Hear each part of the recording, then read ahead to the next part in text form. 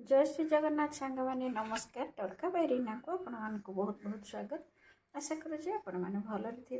आज आम बिना बिरी बिना चाउल रे इंस्टांट इडली तैयारी करवा आईटा दुकान भाया बहुत सॉफ्ट हम। तो सांग मैंने वीडियोटी को संपूर्ण देखूँ भल लगे लाइक शेयर सब्सक्राइब करनी।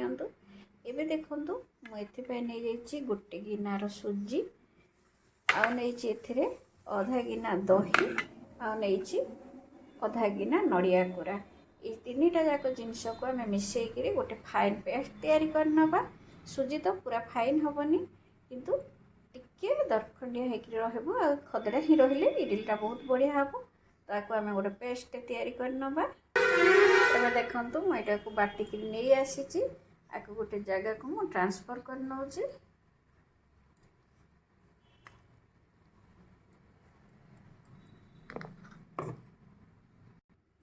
गोटे बाउल को मुझे बाहर कर नहीं एवं आम देदबा स्वाद अनुसार लुण तापर दूसरी मुझे बेकिंग सोडा जेहेतु आम इंस्टांट आपको करवा तो बेकिंग सोडा दे दूचे तापर आपको आम भल कि घाटी नवा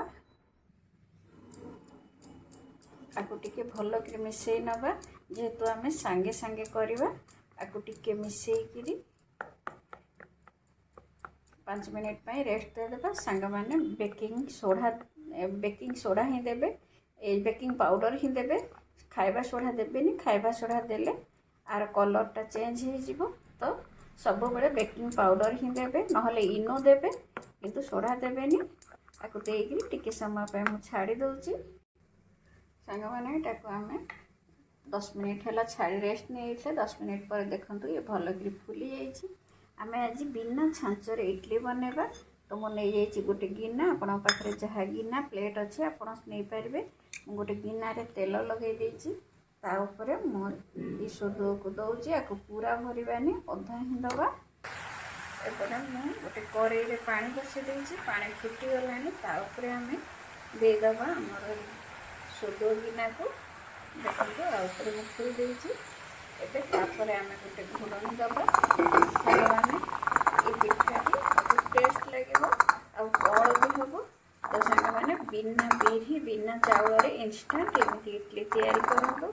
एवं देखो मुझे दे घोड़े दूसरी एवं देखो मुझे बाहर कर नौची भलरे फुलीगला आपको बेसी समय सीझेबानी बेसी समय सीझेदेले आम इडलीटा टाण हो देखो ये भल भाव फुली जाइए सीझी भी जाइए। आपको आम चेक कर नवा गोटे कंटा चामच साहाय्य आपको चेक कर नौची टिके हम आपको टिके घोड़े दबा।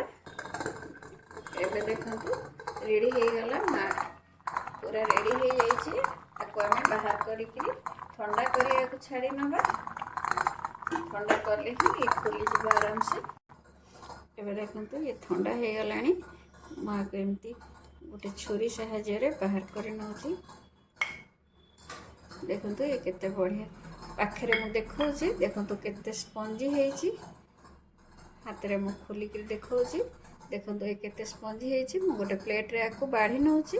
देखो रेडी हो गला आमर गरमा गरम इडली सांगे आपड़ चटनी खाई पारे मुझे तरकारी देती आते स्पंजी होती मुझा हाथ में आपण को खोलिक देखी देखो ये बहुत बढ़िया स्पंजी होती बिना बिरी बिना चाउल एमती इंस्टांट इडली बनातु खातु खुआतु भल लगे मत निश्चय कमेंट करूँ सब्सक्राइब करने को बिल्कुल भूलतुनि।